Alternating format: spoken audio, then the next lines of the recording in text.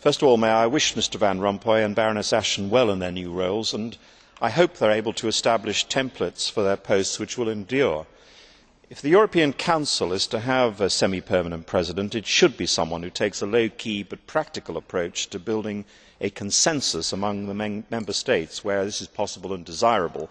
And if we are to have a reinforced High Representative for Foreign Affairs, the main task should be working closely with member states in coordinating common policies where they have shared objectives. These appointments should be an opportunity to put a stop once and for all to the nightmare vision of an ever more centralised and bureaucratic European foreign and security policy, in favour of one that is based on willing cooperation amongst our member states. The appointment of Baroness Ashton in particular as a currently serving Commissioner must have been a source of particular happiness for President Barroso, though this must not, I think, afford an opportunity for the Commission to assume greater power in its hands rather than in the hands of the democratic institutions of Europe. But, Mr President, having spent a decade obsessed with its own institutions, the European Union now needs to get back to business. It is often said that the citizens of our member states do not understand Europe, and if they did, it would be more popular.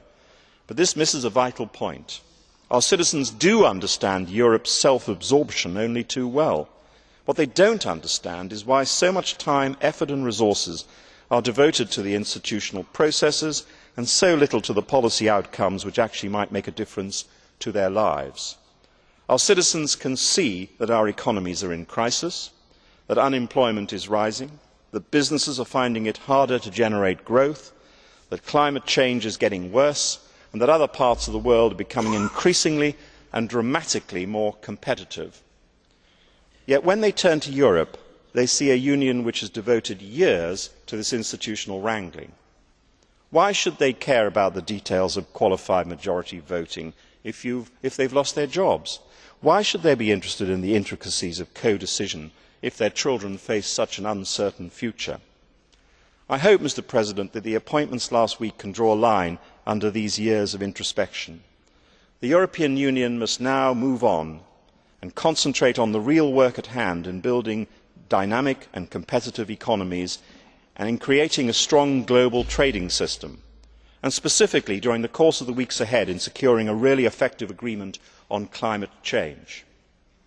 I admit that the words from the Swedish Presidency and from President Barroso are encouraging in that respect. Let us hope, Mr President, that practical delivery in other areas vital to all of our citizens can now follow.